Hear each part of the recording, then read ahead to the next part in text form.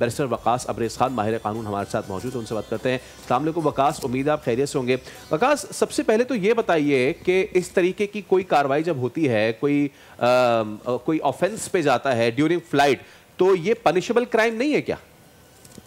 फैसल भाई, सबसे पहले मैं ये कहूंगा कि जुल्म बच्चे जन रहा है कूचाओ बाजार में, अदल को भी साहिब औलाद होना चाहिए। हमारी सोसाइटी का ये बहुत बड़ा एक ताकतवर या कोई ब्यूरोक्रेट या एक साहिब इक़्तिदार साहिब इफ्तिखार इस तरह का कोई जुर्म का इर्तिकाब करता है तो उसके लिए कानून और है और एक आम आदमी के लिए और है। जो आपने स्पेसिफिकली बात की कि आप अगर किसी भी फ्लाइट के ऊपर इस तरह जाते हैं और फिर वहां पे जाके हंगामा राई करते हैं और हंगामा राई इस नहज पे जा पहुंचती है कि आप किसी को मुक्का दे मारते हैं, किसी का नाक फोड़ देते हैं, किसी का दांत तोड़ देते हैं।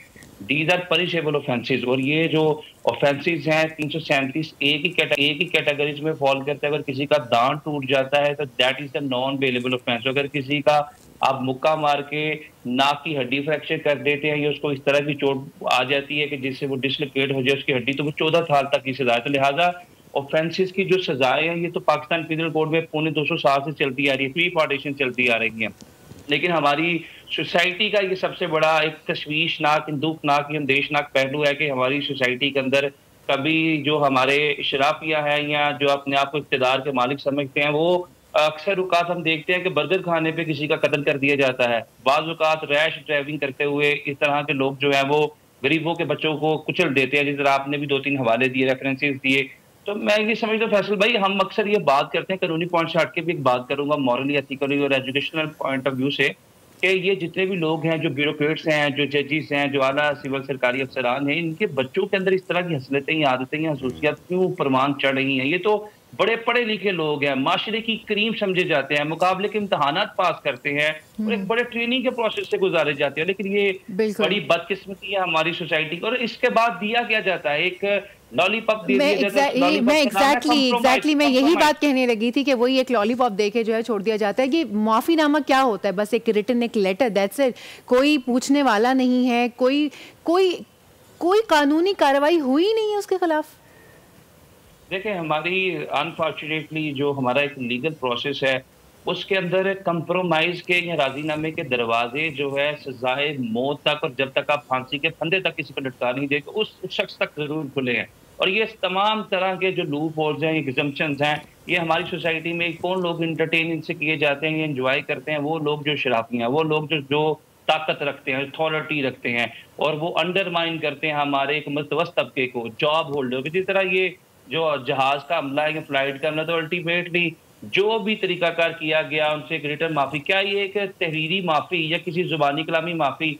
जो उस खातून की तजलील की गई, उसका नाक तोड़ दिया गया या दांत तोड़ दिया गया, मेरा नहीं ख्याल कि किसी तरीके से ये कंप्रोमाइज जो है उस चीज का अजाला या कंपनसेशन हो सकती है। लेकिन एक तो ये होता है कि चले आप एक तो ये होता है कि आपने कोई बदतमीजी कर दी, होता है मुंह मारी हो जाती है फ्लाइट में अक्सर। लेकिन ये कि किसी पर हाथ उठाना और ऐसे मुक्का मारना कि उसका दांत टूट जाए, ब्लीडिंग की, वो हॉस्पिटल में चली गई बेचारी, मतलब एक तो छोटी मोटी बदतमीजी का वाकया होता है, ये तो कुछ ज्यादा ही है। और अभी भी माफीनामा लिखवा कर छोड़ दिया गया। मैं अभी भी सिर्फ मेरा यही सवाल है कि ये एक बहुत बड़ा और संगीन मामला है, इसके ऊपर कोई कैसे छोड़ सकता है? कोई भी कानूनी अमल, कोई भी कार्रवाई अमल में क्यों नहीं आई अभी तक? देखें, ये बड़ी अनफॉर्चुनेट चीज है कि ऐसे लोगों की बेकदरी करने की बजाय या सरकुबी करने की बजाय स्टेट की मशीनरी जब इन लोगों के पसे पुश्त आकर खड़े हो जाती है, ये इनकी पुश्त बनाई करती है, तो ये बड़े एक अफसोसनाक आदमी है हमारी सोसाइटी का कि इन लोगों की हमें मजम्मत करनी चाहिए। मजम्मत के साथ कानूनी तौर पर, आईनी तौर पर मरम्मत करनी चाहिए। जो इनकी पनिशेबल, जो हमारे कानून के अंदर करार वाक़ सजाएं हैं वो दिलवानी चाहिए। और प्रेसिडेंट सेट करना चाहिए कि कानून जो है that is equal for all human being in Pakistan. लेकिन हमारे यहाँ ये तासुर दिया जाता है कि अगर एक शराफिया में बैठा हुआ कोई शख्स जो है वो जुर्म करता है, वो कोई क्राइम कमिट करता है तो उसे माफी दे दी जाएगी, तमाम हकाम इकट्ठे कर लिए जाएंगे और उसका तरला मिन्नत की जाएगी, बदला समाजत की जाएगी कि आप काइंडली फगाट से किसे माफी दे दें। लेकिन मेरा ख्याल है ये जो परसेप्शंस हैं, जो इंप्रेशंस हैं, इसने पाकिस्तान के जुडिशल सिस्टम को, निज़ाम इंसाफ को 142वें नंबर में से हमारे 138वें नंबर में प्लेस कर दिया।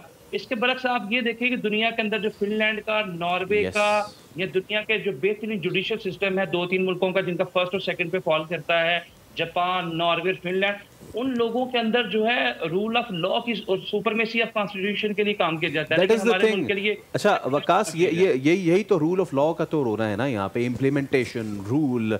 अच्छा मुझे वकास ये बताएं, ड्यूरिंग फ्लाइट अगर इस तरह की चीज़ हो जाए जैसा आपने बताया कि वो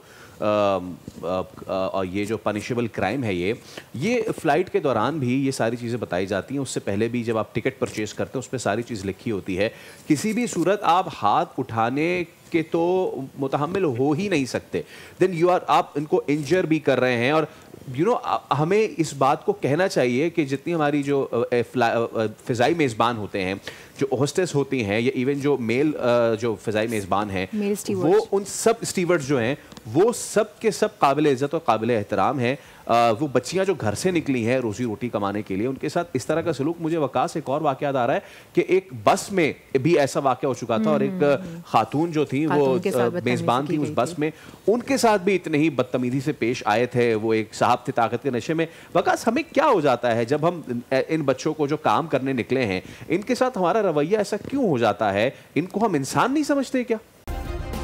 सब्सक्राइब करें और बेल दबाएं ताकि कोई खबर रह न जाए।